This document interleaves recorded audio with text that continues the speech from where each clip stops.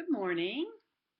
YouTube has been a bit of a hungry monster and ate the last two versions of this video, but maybe three's the charm. Um, Reflecting on weeks 4 and 5, um, in week 4, there's abundant evidence that you have really captured the concepts related to resilience and risk and protective factors, um, namely that they're fluid um, and they're idiosyncratic. What's a risk for one person may be protective for another, um, and that um, they can change. What was at one time a risk factor may later become a protective factor, and vice versa. Um, and that a few um, key protective factors can outweigh multiple risk factors. And overall, that the majority of people who experience adversity have positive outcomes.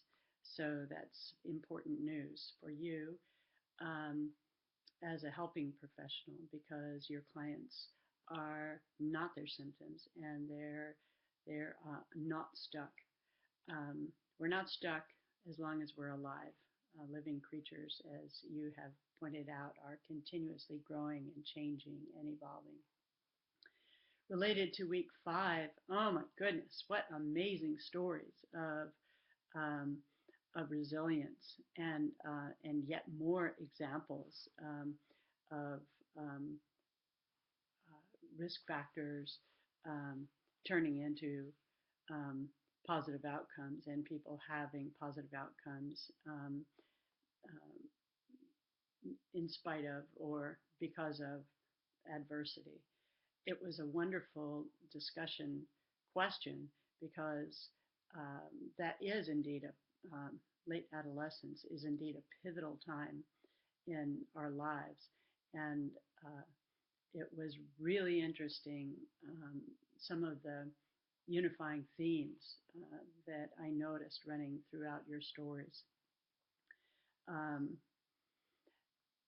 One is your recognition that once you integrate your own adverse life experiences, it puts you in a position to empathize more deeply with your clients. Um, and Also, it allows you to um, have hope and vision for your clients even when they don't have it. It's critical that you envision positive outcomes, because you can imagine that the alternative is not useful. Um,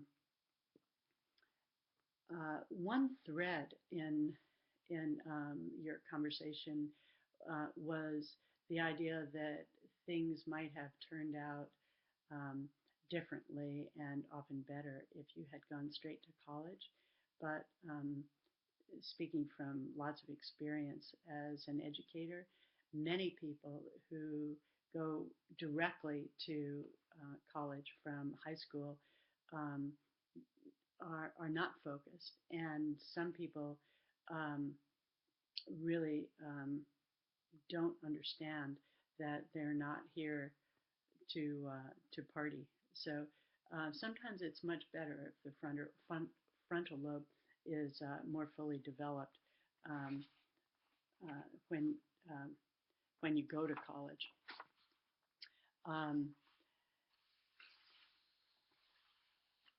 um,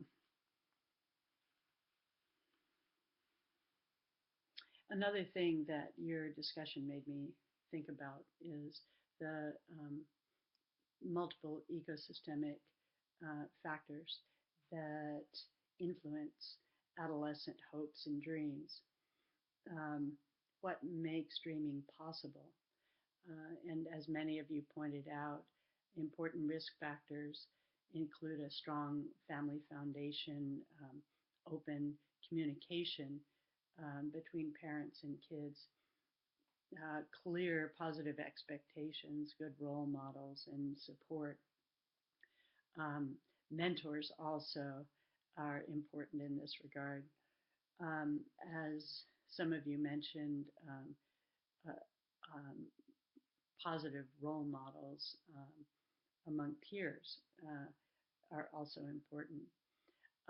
A young person needs somewhere to go, um, and someone to go with, and community, family, and community support for going there, um, and economic opportunity that makes that travel possible.